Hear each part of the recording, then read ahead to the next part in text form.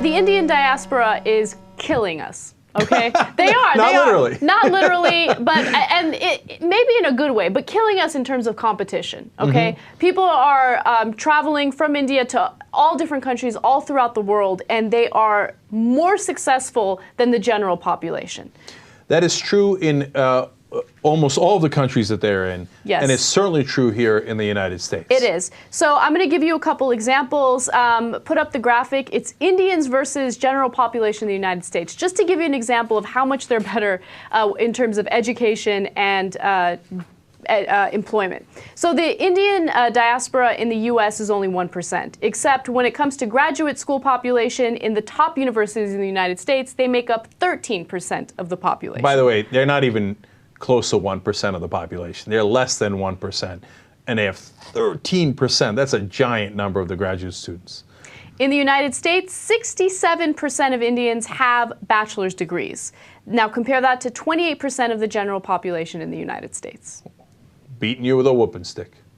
The average household income for Indians is $90,000, whereas the average household income for the general population in the U.S. is $50,000. That is a giant, giant difference. Supposed to do, you take them out of the office and hit them with a stick a couple times. They will do. Okay. Now, look, we're giving you those numbers, one, because they're true, and it's a news story.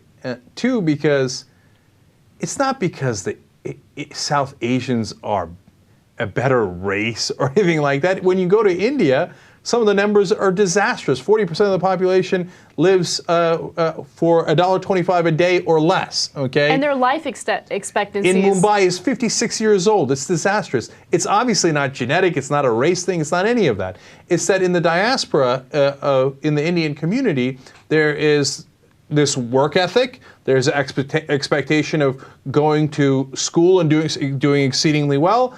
And then what they have actually above even other Asians is they're more willing to start their own businesses, right? More initiative, et cetera. It's a great combination. It's a great cultural combination that they have going, and that's why they have success. So what I'm saying is the rest of us should all learn from that, right? So if a culture does something right, that's awesome. We should, adapt that and have everybody do it, right?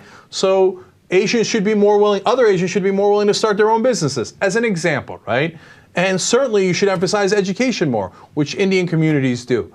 And the list goes on. And you see the proof is in the pudding. 50,000 versus 90,000.